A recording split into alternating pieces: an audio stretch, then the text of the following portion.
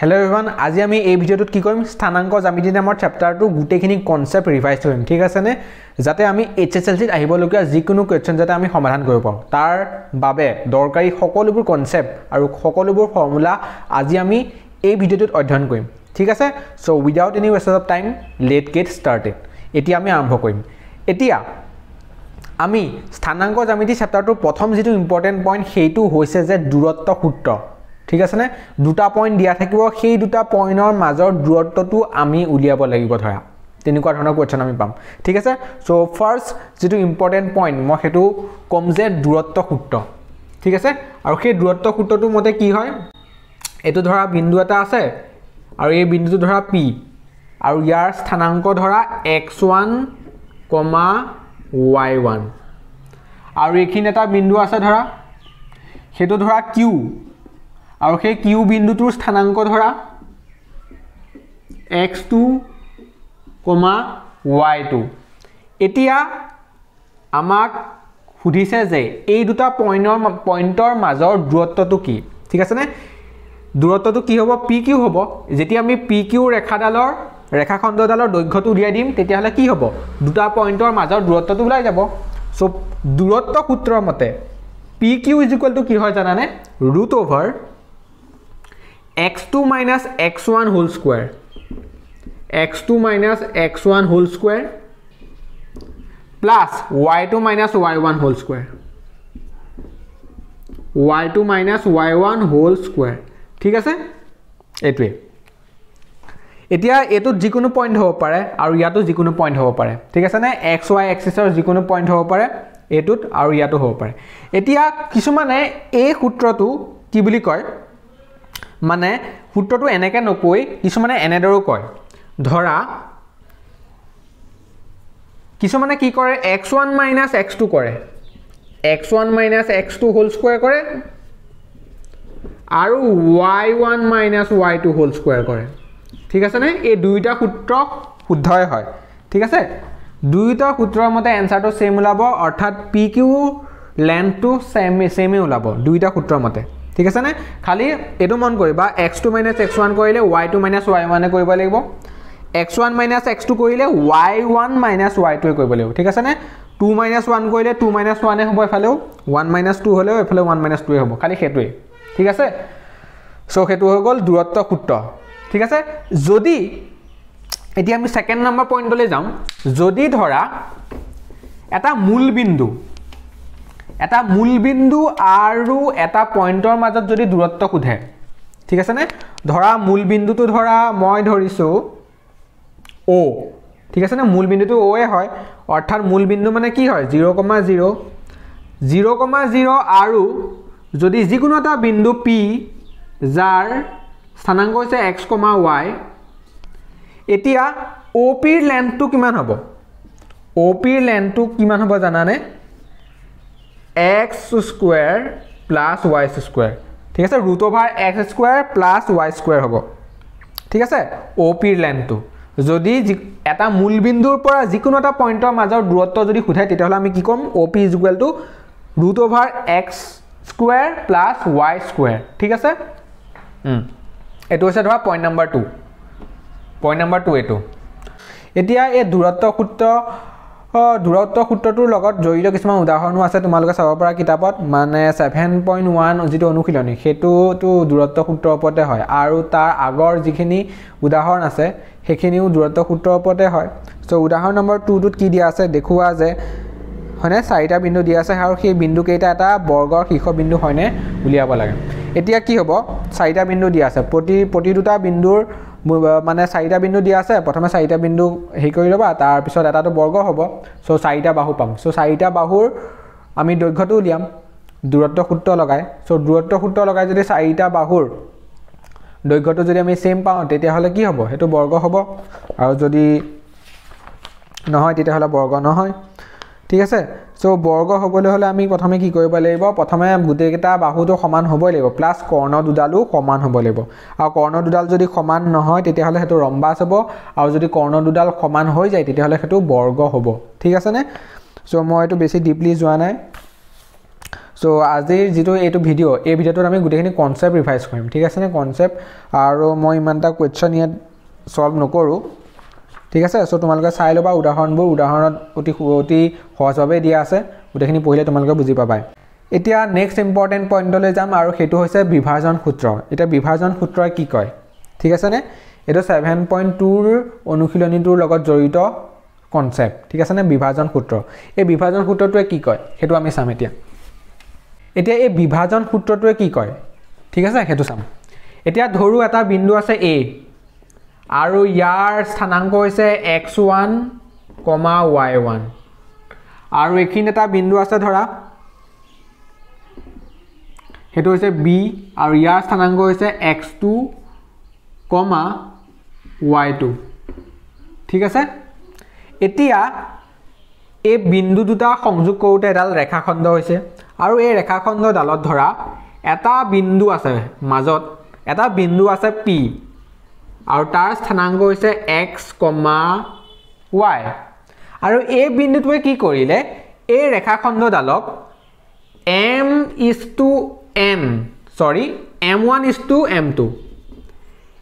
m1:m2 অনুপাতত ধৰা বিভক্ত কৰিলে ঠিক আছে নে কি অনুপাতত বিভক্ত কৰিলে m1:m2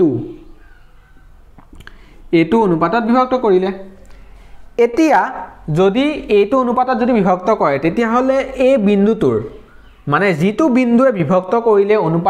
অনুপাতত m1:m2 অনুপাতত যে বিভক্ত কৰিলে এই বিন্দুটোৰ স্থানাংক কিমান এই বিন্দুটোৰ স্থানাংক উলিয়াবলৈ হলে আমি কি কৰিম মানে x ৰ ভ্যালুটো উলিয়াব লাগিব আৰু y ভ্যালুটো উলিয়াব লাগিব x ৰ ভ্যালু আৰু y ভ্যালুটো আমি কেনেদৰে উলিয়াম এতিয়া x ৰ যেটো স্থানাংক হেতু উলিয়াবলৈ আমি কি কৰিম ঠিক আছে নে এটো এটা ভগ্নাংশ হ'ব আৰু ভগ্নাংশটো তলত থাকিব m1 + m2 থাকিব আৰু ওপৰত কি হ'ব m1 * x2 + m2 * x1 ঠিক আছে নে এটো হৈছে তোমাৰ x ৰ স্থানাংক x ৰ স্থানাংকটো কি m1 * x2 + m2 * x1 / m1 + m2 ঠিক আছে এতিয়া y স্থানাংকটো কিমান হ'ব y স্থানাংকটো উলিয়াবলৈ হলে কি কৰিবা হেকে তলত লিখি লবা ধৰা m1 + m2 লিখি ললা আৰু ওপৰত কি লিখি লবা প্ৰথমে m1 + m2 ধৰা লিখি ললা এটা কি কৰিবা m1 ৰ লগত y2 ইনটু কৰিবা আৰু m2 ৰ লগত y1 ইনটু কৰিবা আৰু মাজত হ'ব যোগ চিন ঠিক আছে নে এটোৱে হৈছে ফৰ্মুলা মানে এই বিন্দুটোৰ স্থানাংক উলিয়াবলৈ হলে x আৰু y ভ্যালুটো উলিয়াবলৈ হলে আমি কি কৰিম x ৰ স্থানাংকটো উলিয়াবৰ কাৰণে m1 * x2 + m2 + x1 / m1 + m2 আৰু ঠিক তেনেদৰে এফালে এনেদৰে আছে খালি মন কৰিবা তলত কি হ'ব m1 + m2 হ'ব ইয়াতো তলত m1 + m2 আছে তাৰছত কি হ'ব m1 ৰ লগত x2 ইনটু হ'ব প্লাস m2 ৰ লগত x1 ইনটু হ'ব ঠিক তেনেদৰে ইয়াত কি হ'ব m1 ৰ লগত y2 প্লাস m2 ৰ লগত y1 ঠিক আছে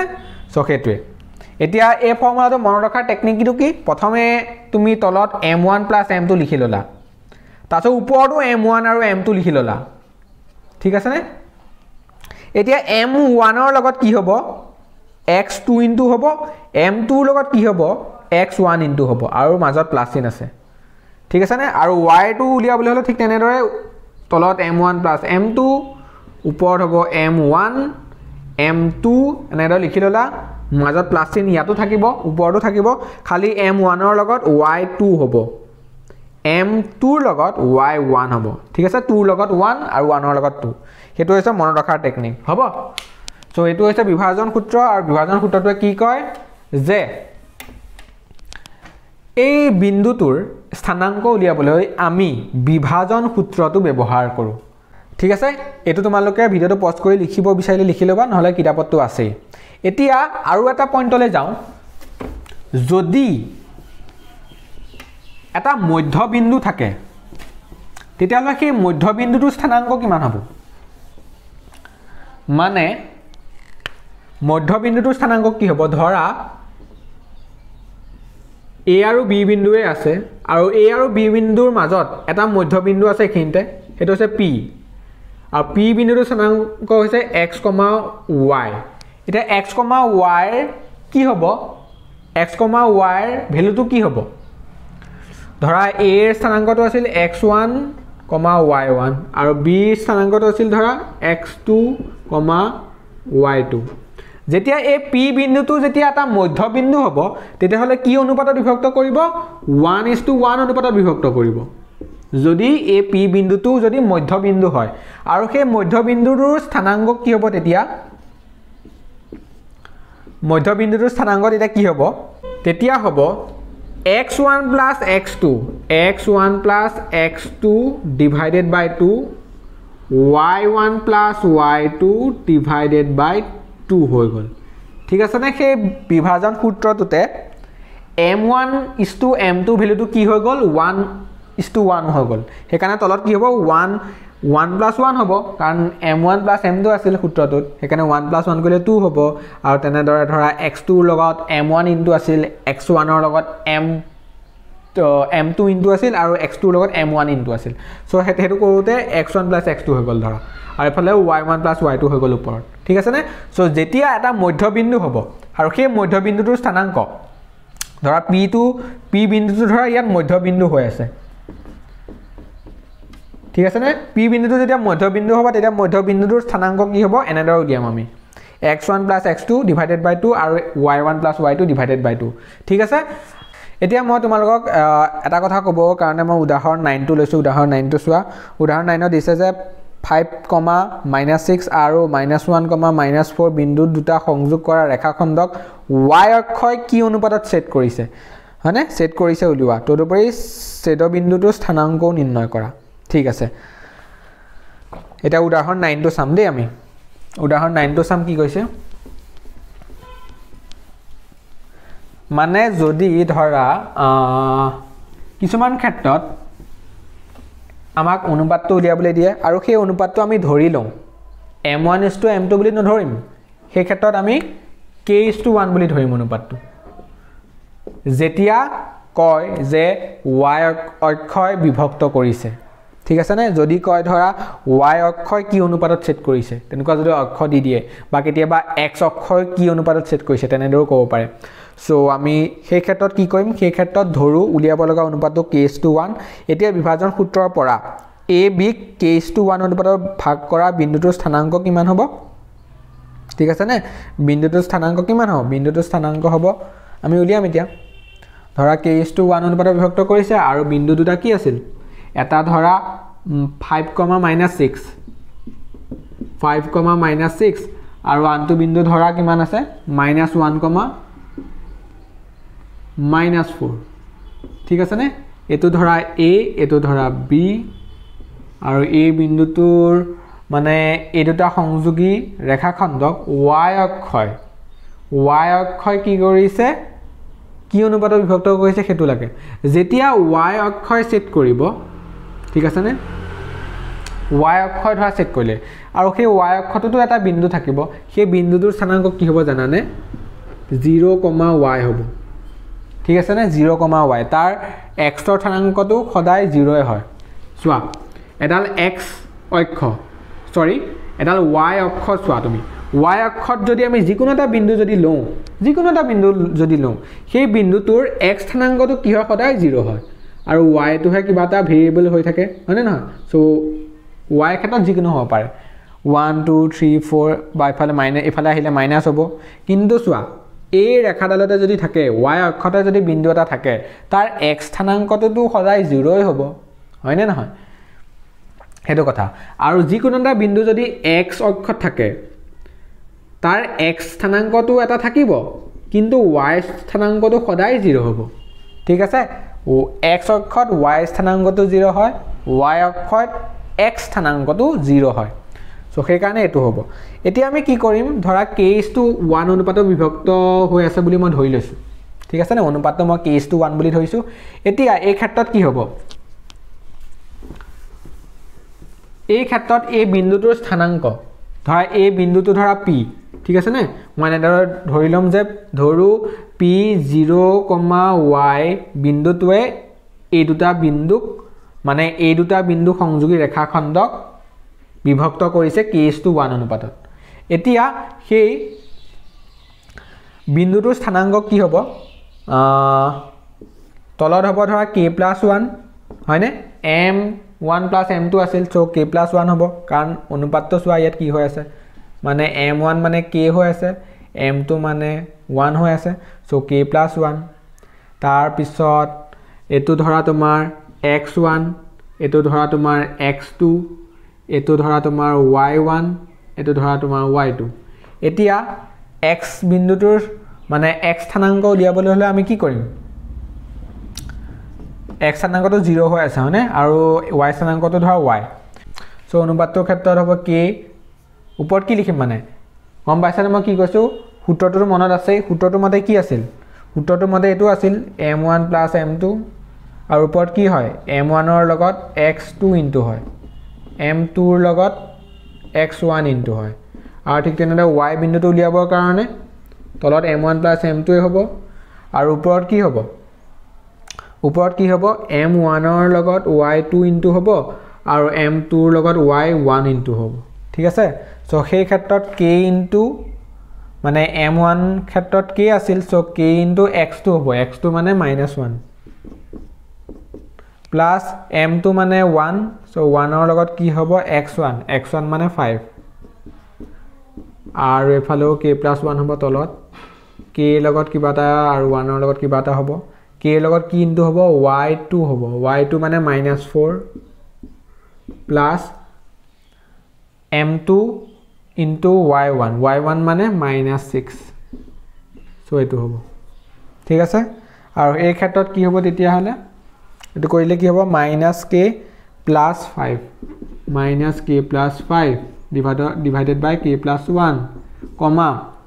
-4k আৰু -6 আৰু তলত হ'ব k+1 ঠিক আছে এটোৱে হল কথা হ'ব এনেদৰে আমি স্থানাংকটো উলিয়াই ললো ঠিক আছে সো k:1 অনুপাতত বিভক্ত কৰা বিন্দুটোৰ স্থানাংক হল এনে ধৰণৰ আৰু সেই ক্ষেত্ৰত যেহেতু এই বিন্দুটো কিয়ত থাকিব y অক্ষত থাকিব হয় না y অক্ষত থাকাৰ কাৰণে তাৰ x স্থানাংকটো সদায় 0 আৰু x স্থানাংকটো 0 হোৱাৰ কাৰণে কি হ'ব 0 মই কি লিখিম এই টাৰ্মটো লিখিম এটো x স্থানাংক নহয় জানো সো এটো মানে 0 হ'ব আৰু এটো মানে 0 হোৱাৰ কাৰণে আমি ক্ৰস মাল্টিপল কৰাৰ পিছত 0 হ'ব তাৰছত -k+5 হৈ গ'ল -k টো ফালে ললে k = 5 হৈ গ'ল সো k = 5 হোৱাৰ কাৰণে অনুপাতটো আমি উলিয়াই দিব পাৰিম অনুপাতটো আমি কি ধৰিছিলো k:1 ধৰিছিলো সো যেহেতু আমি অনুপাতটো k:1 ধৰিছিলো আৰু সেই কাৰণে অনুপাতটো আমি পাই গলো 5:1 k জায়গাত মই 5 বহাই দিলো সো 5:1 হৈ গ'ল 5:1 হোৱাৰ পিছত এতিয়া আমাক কৈছে যে বিন্দুটোৰ স্থানাংকটো আমাক লাগে বুলি কৈছে বিন্দুটোৰ স্থানাংক আমি এতিয়া কেনেকৈ উলিয়াম k ভ্যালুটো যেহেতু আমি গম পালোৱে 5 সো 5 টো ইয়াত বহাই দিম কি ওলাই চাম হয়নে 5:1 অনুপাতটো বুলিটো গম পালো আমি এতিয়া এনসাৰটোৰ যেটো অনুপাত খুদিছিল হেতু হৈছে 5:1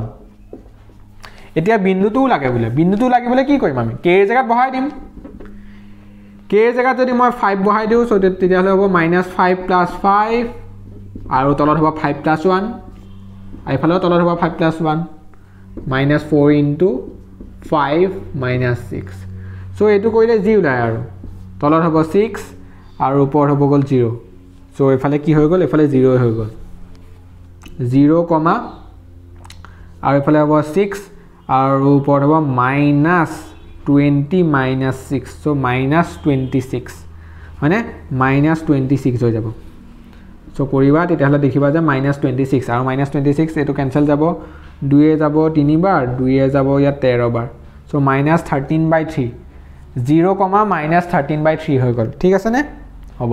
মানে কিছুমান ক্ষেত্ৰত যেতিয়া আমি অনুপাত এটা উলিয়াবলৈ দিব সেই অনুপাতটো আমি m1:m2 বুলি নধৰি k:1 বুলি ধৰিম সো সেই ক্ষেত্ৰত তেতিয়া হলে আমাৰ সহজ হৈ যায় যেতিয়া ধৰা y অক্ষয় কি অনুপাতত বিভক্ত কৰিছে তেনেদৰে যদি খুদে বা x অক্ষয় কি অনুপাতত বিভক্ত কৰিছে তেনেদৰে যদি খুদে তেতিয়া হলে আমি অনুপাতটো কি বুলি ধৰি লম k:1 বুলি ধৰি লম তেতিয়া হলে k:1 বুলি ধৰিলে কি হৈ যায় সহজ হৈ যায় কৰিবলৈ হ'ব ঠিক আছে এতিয়া আমি একদম শেষৰ যেটো কনসেপ্ট হেতু শিকিম আৰু হেতু হৈছে ত্ৰিভুজৰ কালি ঠিক আছে ত্ৰিভুজৰ কালি উলিওৱা সূত্ৰটো কি আছিল এনে ত্ৰিভুজৰ কালি উলিওৱা সূত্ৰটো কি হাফ ইনটু ভূমিপূৰণ উন্নতি হয়নে নহয় কিন্তু ইয়াত চোৱা স্থানাংক জ্যামিতি আছে ইয়াত স্থানাংক জ্যামিতি হোৱাৰ কাৰণে কি হ'ব ইয়াত তিনটা বিন্দু থাকিব ৰবা এতিয়া ইয়াত কি কৰিব প্ৰথমে তোমাক তিনটা বিন্দু দি দিব তিনটা বিন্দু দি দিলে এটো a আৰু ইয়াৰ স্থানাংক হৈছে x1, y1 এটো হৈছে b ঠিক আছে নে আৰু b টোৰ স্থানাংক হৈছে x2, y2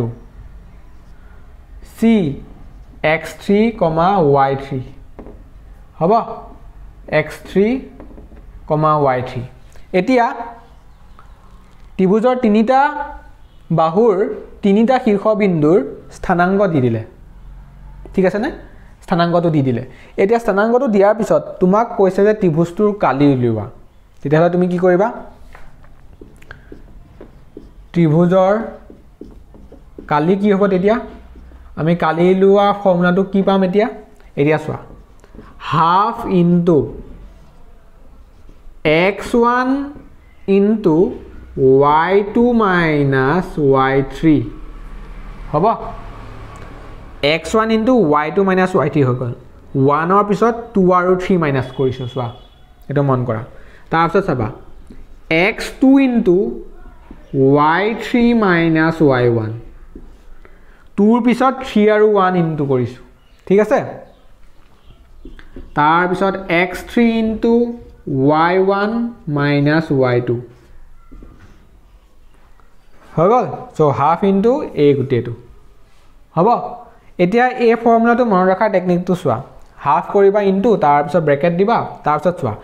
x1 into y2 minus y3 কৈছা মানে 1 তাৰ পিছত 2 তাৰ পিছত 3 যেতিয়া প্ৰথমে x1 দিবা তাৰ পিছত y2 minus y3 কৰিবা ঠিক আছে নে y2 minus y3 হনে এনেদৰে গৈ আছে চোৱা সাৰ্কুলাৰ ওয়েট গৈ আছে যেতিয়া x1 ধৰিলো y2 minus y3 কৰিলো যেতিয়া x2 ধৰিলো তেতিয়াহলে 3 minus 1 কৰিলো y3 minus y1 যেতিয়া মই x3 কৰিলো তেতিয়াহলে কি হ'ব এনেকে যদি যাও 1 minus 2